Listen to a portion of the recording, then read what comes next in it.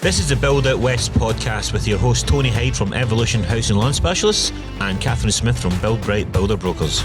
If you guys are looking to build in WA or simply curious to see what's going on in building, you guys are in the right place. We're here to give insight with professionals in the game, coming to give the inside scoop. Episodes are uploaded weekly, so don't worry, we don't skip a beat and you won't either. Like, share, subscribe, sit back, relax, and let's go.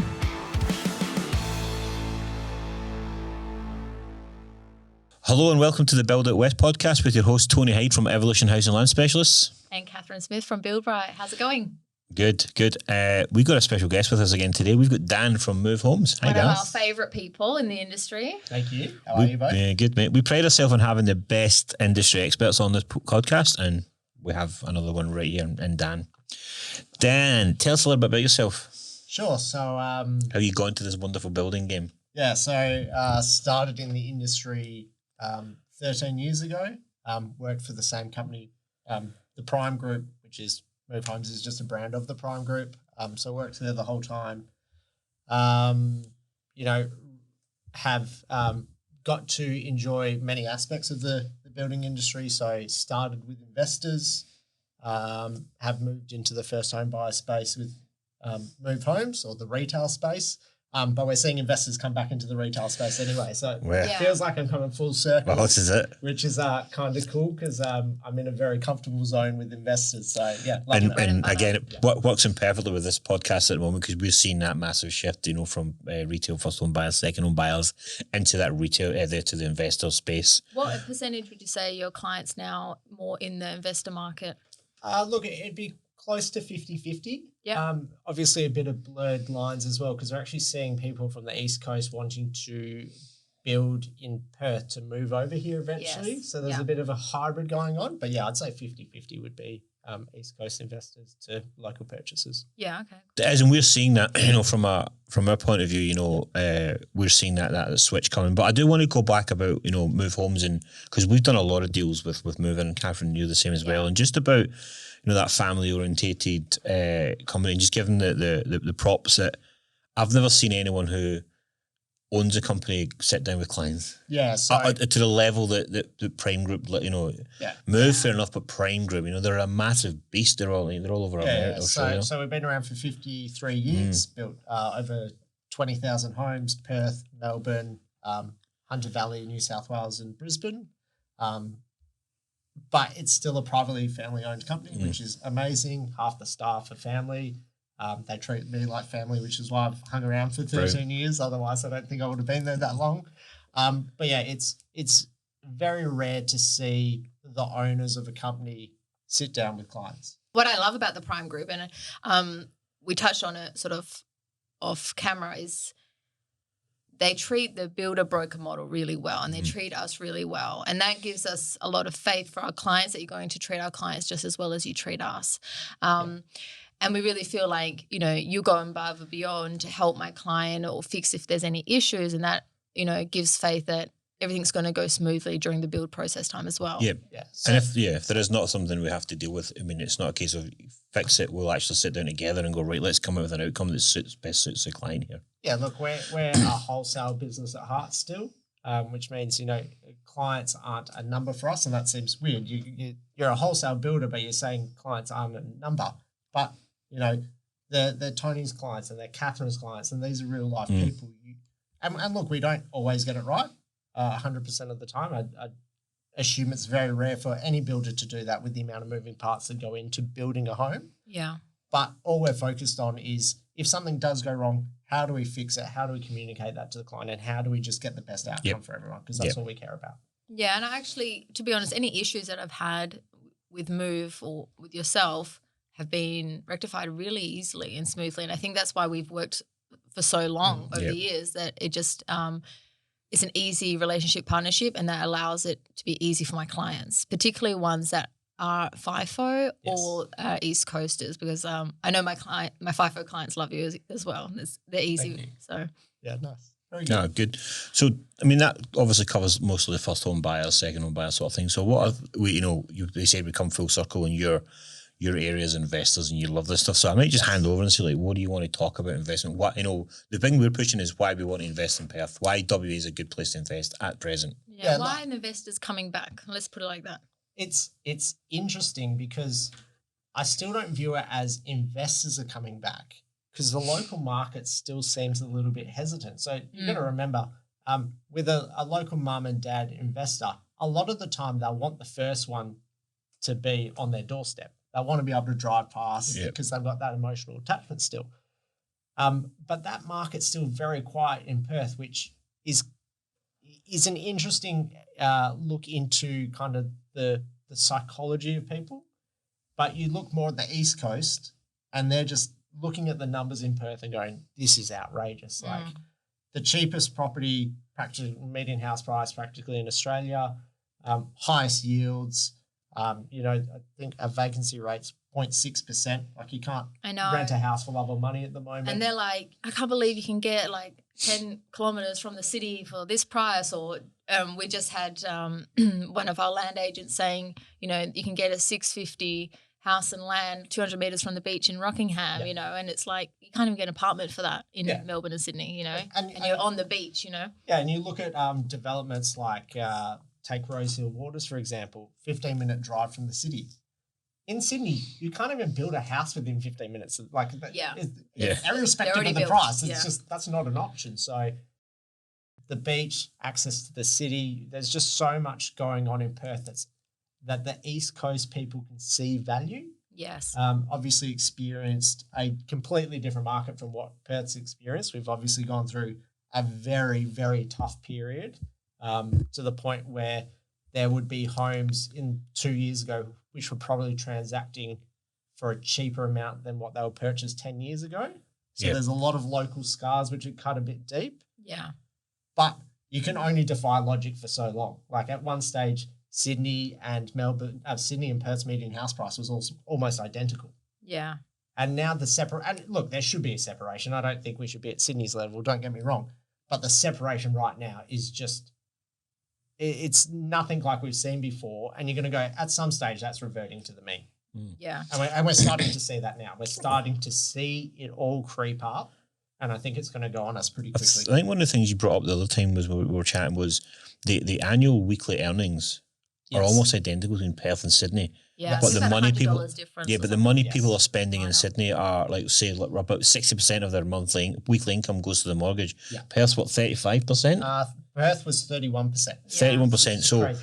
And that's a huge hit when we talk about the high interest rates, because I know the media is really going on about that. But the people that are hit are those ones that have got those huge mortgages, like in Sydney, where it's 60% of their income. Yeah. So it's like, if it's 0.5% or whatever, that's a huge shift in their bottom dollar. Yeah. Where here you obviously got a lot more leg room, And it's very easy to draw that very simple line and go, mortgages are going to cost more, so therefore prices probably aren't going to increase because people can't afford it. That's just a logical argument. I understand it. But when you consider we had last year in WA 62,000 population, of which 48,000 was migration from interstate and overseas. Yeah. That 48 is families, singles, couples. They need somewhere to live. This isn't just like a baby being born. This is someone moving here going, I need a house. A new home. And we've got 6,000 homes on the market between renting and purchasing, which is not going to be sufficient. Unheard of. It's like 5 days on the market, the established market. It's insane. Correct. And then you look at the construction industry and all the challenges we've faced, which everyone is generally aware of right now.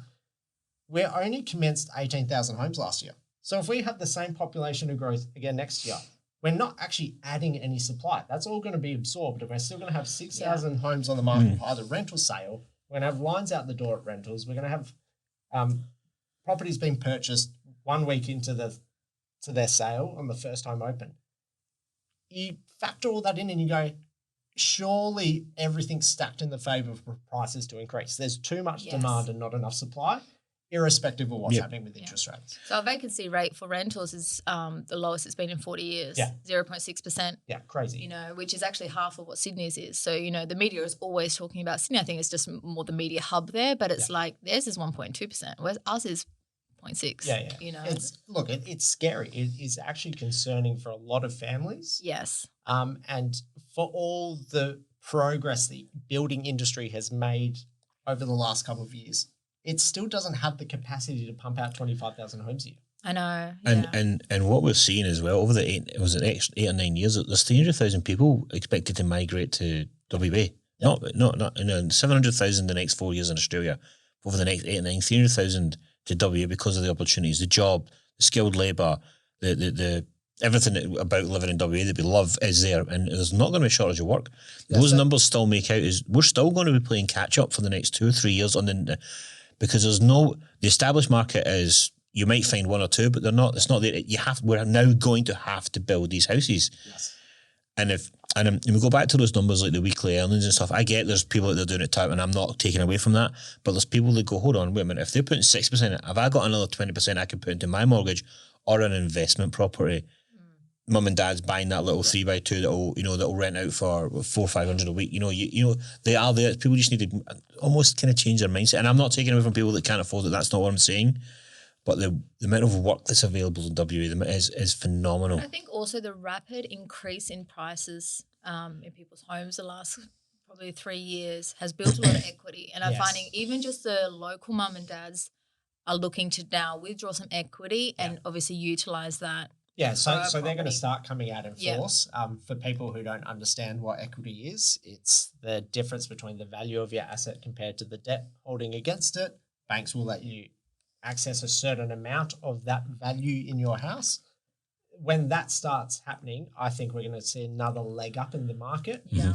As I said, there's a lot of people from East Coast inquiring, and the local investors are still a bit quiet. But once they start seeing that equity in their home, that's going to give it another leg up again. Yeah, I agree. I think it's probably another 2 or 3 years I'm forecasting really more this investment sort of opportunist kind of thing. First home buyers and stuff, I think they're just sitting waiting because they've got nowhere to go. I think that, and once everyone's realising what I'm paying $600-650 a week now rent, because that's what's going to start lying down there, or 500 in Baldive, I think whatever it will be, we'll start seeing the first home buyers. But I think they need to just see the market, the interest rates settle or start to climb down a little bit, and that's when, because then obviously the capacity to borrow comes up a bit.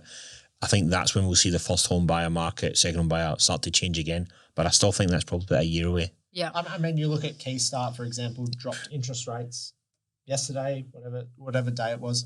So I think the government realises they still need to help people into their first home. But you look at it and go, Eastern states investors are all over it. The first home buyers are always going to be there, but rents are squeezing them harder. And if you give them access to the market, they're going to jump at it. Yep. Yes. And then if you've got local investors with equity in their homes going for it as well, you've got the recipe for this massive demand with migration all at once. And you're going, geez, this could actually run for 3 years, maybe 5 years, because we're not going to build our way out of it anytime soon. Agree, I think it's there for years. And I think, there's a couple of points. One would be the people that are coming into Perth. They didn't know it cost $350, $400 to build in Baldivis 3 years ago. Yeah. They're expecting to pay $550, $600, and that's just going to be numbers. And with the first home buyers, they're there ready to go. It's just, I think the interest rates are too high. And with the government putting in the first home loan deposit scheme, that's all good. Yeah. But the interest rates, the serviceability still isn't married. And that's the one little... people pay the interest rates. It's the serviceability. And we've seen clients, I've got a couple we're seeing, we're going to have to just sit and save just now because you're only servicing $400K, which should be enough to buy a house, but it's not. And they're not wanting to be in the city. They're happy to be Baldivis, Mandurah, but we still can't even service them at that price, but $450, right? You know what's funny? We talk about 400 should be enough to build a house and land package in Perth.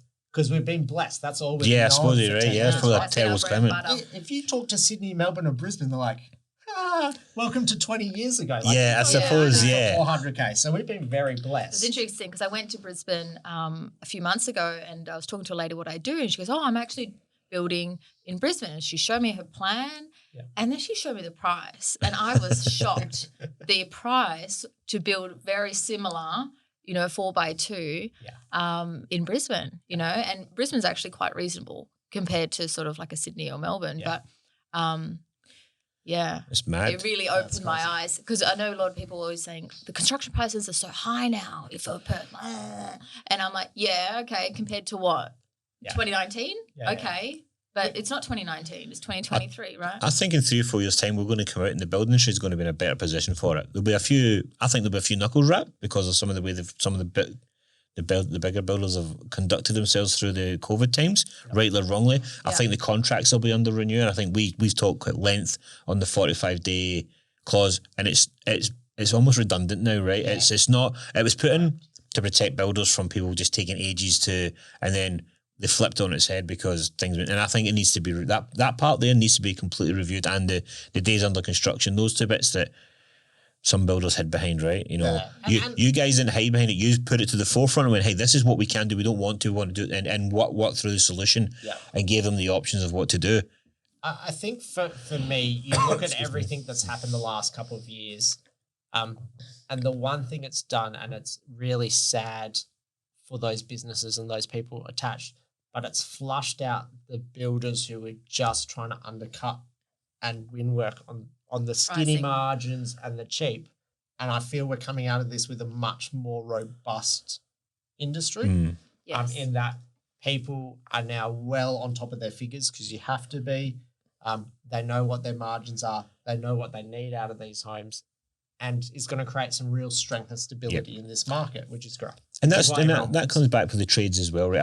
I've got quite a lot of trading mates that have, rightly or wrongly, I'm not here to judge, but they went to the hired gunslinger. They went to the highest rate and got it. Yeah. And now that it's starting to settle down, especially brickies, right? You know, they're struggling to find the work. It's work there, but they're just not getting the rates but the people that accepted the rates, although they went up and stuck with the builders, they're still getting looked after. I've got a couple of good mates that went, hey, we were working here, we didn't chase the $3, we stuck at the $2.50 and just walked away, and they're still now getting the reaping the benefits. Plus there is a big downturn. We're not building as many double bricks, so it's maybe just putting the skins, which doesn't take them as long, right? So they're moving on. So that actually eats into a lot of the builders, the brickies' profits, because they're not like jumping around. So it's a catch-22. But I do think that I think that needs to be looked at. Hey, let's not be going down there and charging 93 cents a brick, because that's not fair on the brickies, right? Otherwise, we'll do that again. Now, it gives us a sense of relief, and probably you as well, where the pricing is just very consistent. Yeah, it's good. You know, and it's like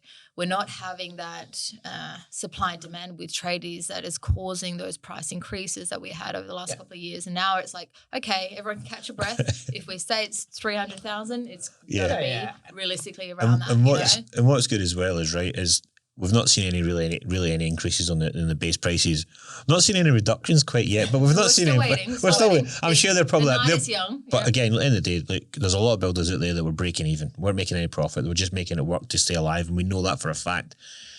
Do we begrudge them trying to make a little bit of money? I don't think so. Everyone's out there to try and make money. If these guys don't get there and make money, there's not going to be no builders to build your houses. Look at Adelaide. There's only like 6 builders or something main down there.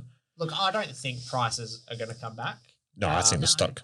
And I think this is just the new normal, and it's taken a while for everyone in the industry to get their heads around. But you think about, and there'll be trades that kind of come down a little bit for sure, but with inflation just running rampant as well. Yes. The average punter needs more in their pocket than they did 2 years ago. Yes. For fuel, groceries. I actually had this with a client the other day where I said, inflation is in every industry. Yeah. You know, we just felt it first. Yeah. We were on the forefront of inflation. And because building has so many different pipelines in terms of materials, tradies and everything like that, it's like every $1,000 here and there, you know, it does add up. But I said, look, I went to the shops the other day, special for an avocado was $4.99 for one house avocado.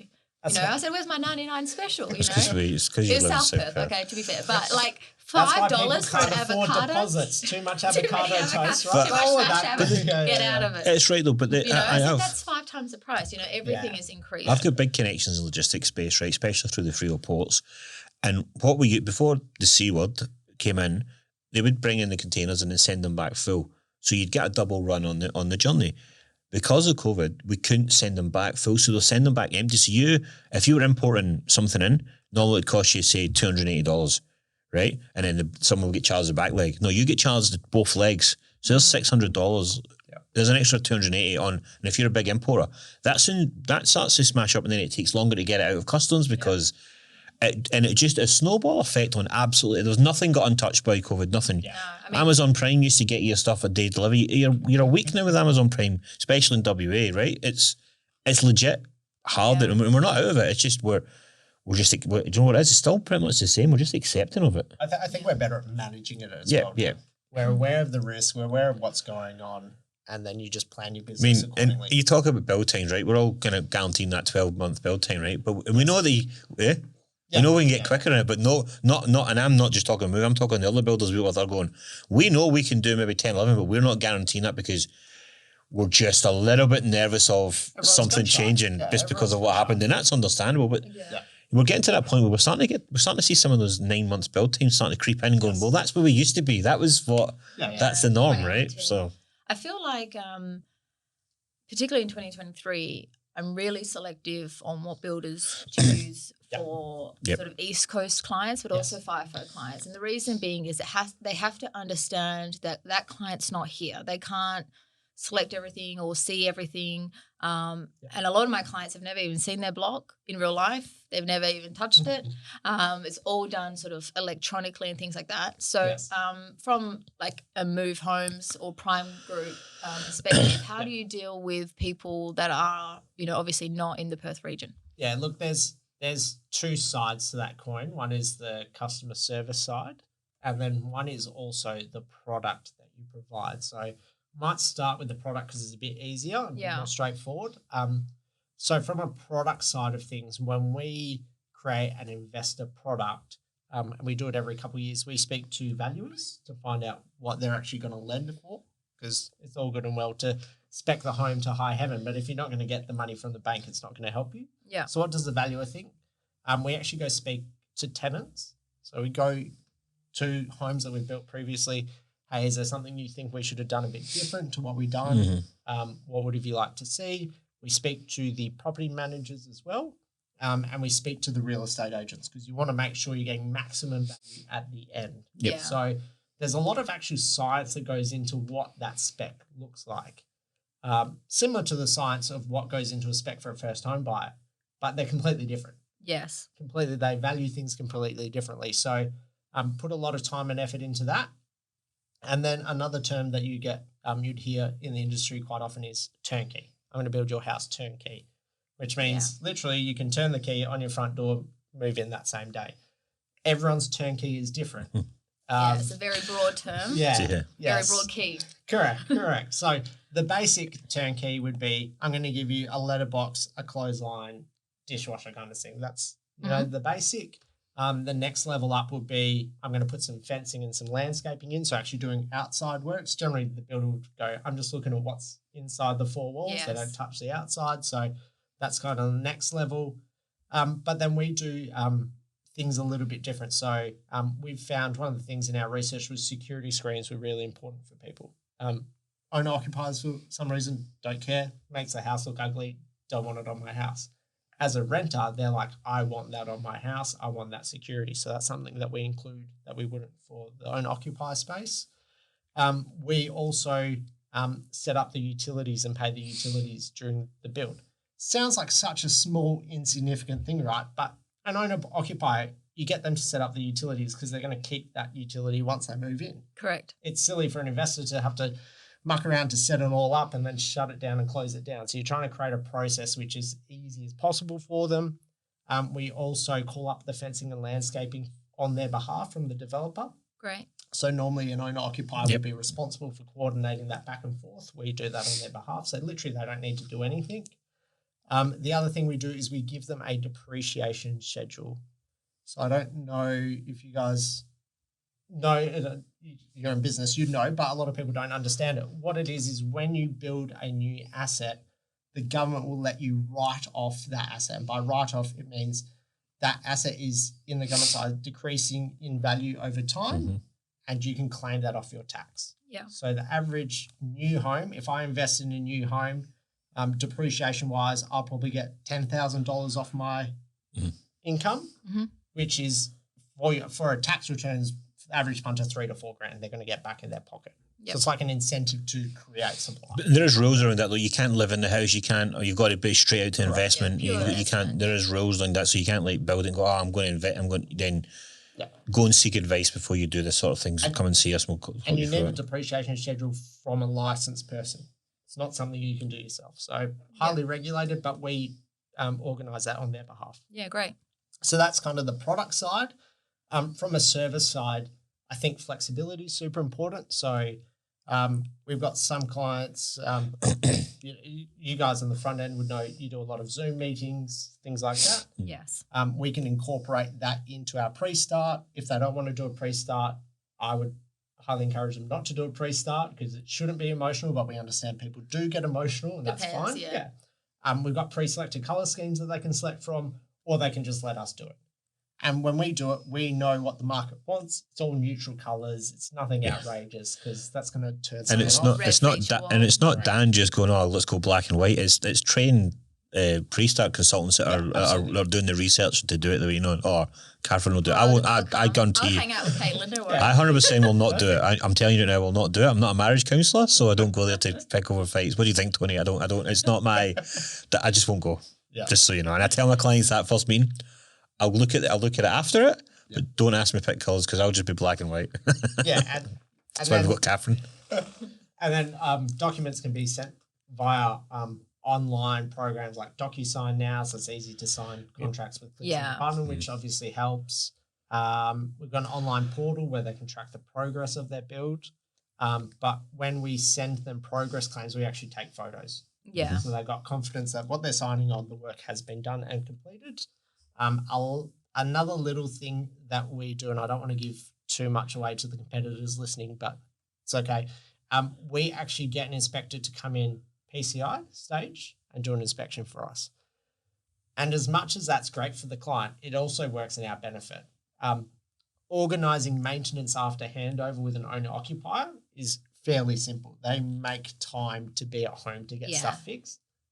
The tenant will not. So the amount of times you send people out there, tenant's not there. So the amount of call-out fees you incur during that process is outrageous. So we get a PCI report done. They give us this massive list of things to do, which is generally normal. We'll go in there, fix it all up, and we'll get them back out to do another report just to make sure we've done everything correct. Saves us money, saves the investor the heartache of, the maintenance, things like that. So it's all focused on making sure they're as literally hands-off as humanly possible to the point where the property manager can come collect the keys on their behalf.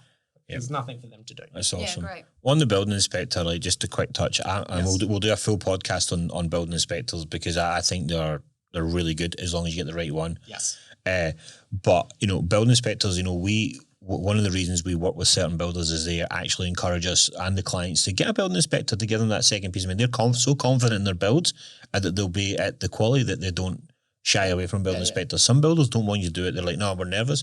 I know for a fact that, especially working with you and some others, like, cool. We're happy to have the building inspector in there. Let them go through it at whatever stages you want. And there's never been any issue. And I think it costs a little bit more money, but I think, for $1,500, it's just easy. If you're either one, not in Perth or you don't know any sort of building knowledge, it's worth looking at. I think so. There's some great building inspectors out there. I've got a couple of great ones. We've had multiple where they'll provide a report, and it's so great when you can pick up the phone, have a discussion with them. This is why we've done it. This is our interpretations of the code. Yeah, that's cool. I'm happy with that. I know you're looking after the client, and it's such a good experience for that client to go, yeah, everyone's on the same page. But there are a few who just nitpick at you, so it's important to make sure you're getting referred to the right building inspector. We'll do a podcast on this. 3 or 4 that we sort of work around. We'll do a full podcast on this. We'll do a full podcast on this, and we'll have a building inspector on to talk through it all. One that I trust quite a lot with I think you've dealt with Andrew quite a few times. So just digression. But no, I think like that experience that that the investor's going to get. That's pretty next level stuff.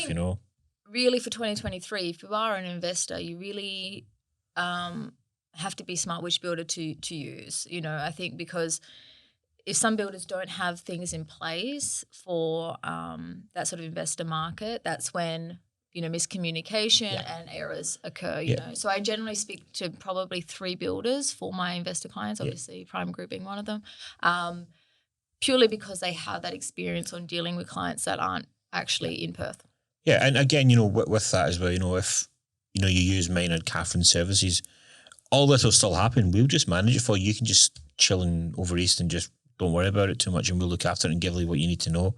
A lot of people are like that. They're like, I've got a whole investor sector here. I don't really need to worry about one build. Yeah, that's what we do. We'll literally be in there and we make sure we've got the right connections with the right builders that anything comes up, we can easily fix it, right? There's not a big issue. With stuff that we do that you won't even know we've done because it needs to look like that, we'll get there. There's no cost to you or whatever it needs to be. And it's an exciting time to be building a house in Perth where, and this is for owner occupiers as well, investors, but we're handing over houses now where the house is worth 80 or 90 grand more than what they paid for it. It's scary. And that's a year's wage for an owner occupier tax-free that you've just made. Like, how good is that? I've got a lady who had 3 kids, single mum. It wasn't with move, unfortunately, but built in Hawes Head, built in 10 months, done, and then she got it revalued. It was $107,000 she made in Hawes Head and Mandurah. Yeah, and she was on Keystone. She said, "What do I do?" I was like, "Go to the finance broker," and immediately refinance. And she was like, "I've literally saved like about $200 a week." And I was like, because she had more than 20% as well, so she got the good rate. It just shows how quickly things. And she was just like, "I can't believe this." I was like, "Yeah," because she came to me through a friend of a friend. She was getting kicked out of rental, was selling her camping gear, and a mate of mine went and buying her camping gear, and she's like, "I don't know what to do." I went to speak to Tony.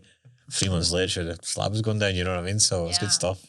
It was like our client that we did together in Rosehill Waters. Yes. I think her package was 610 or something at the end. I think it was valued at 750. Yeah, sounds about right. Do you remember? Yeah. And I sent that to you and I was like, can you believe? Because usually valuations before a build is very much on par with what we're borrowing. Yeah. This was like over 100 grand. And I was like, in the years, I haven't seen such a jump, and we hadn't even put the slab down yet. So it'll be interesting once it's actually finished. It's still under construction. Yeah. I might do a podcast just on that client itself. We should have built some ourselves. I mean, she actually contacted me. I should tell you, Dan, she's contacted me. She said it's tax return time. I'm looking to build again. Beautiful. So there we go. Well, she's always had a great experience. Anyone's had a house for the last 5 or 6 years, you're going to have some serious equity in your house.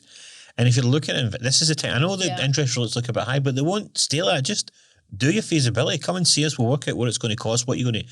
Yeah, it looks like it's got a lot, but the rental is going to pretty much cover the majority of you. It's not. You're not going to get 300 a week rent. You're going to get your 600-700s. If you've got that 200k equity, get it done. I think that's one outside of depreciation. That's a massive benefit of building an investment home is that you attract the highest quality tenants because everyone would prefer to live in something new, and they pay a premium for that. Generally, people, even with the high interest rates now, will rent out their house and it's neutral. And what they mean by neutral is all the income that is coming in from that is covering the expenses. So it doesn't actually cost you anything out of pocket. As long as you can get into it, you've now got an asset which looks after itself. It'll grow in 10 years' time and you've made money for really not doing too much. Yeah. I mean, I think the hurts for the first 8 or 9 months when you have to pay the repayments without it. That's when it hurts. But if you can manage it, we'll see why not. Yeah. Okay. Well, thank you for joining us, Dan. No problems. Thank you for having me. That's great. It's great. Like, as always, guys, can you please like, share, follow, subscribe, like, subscribe. Whatever, the full shebang. Let us know. Comment. Reach out to me and Catherine through the website or through the Facebook page or Instagram, asking us any questions. More than happy to help. And thank you. Thank you. See you later. Goodbye.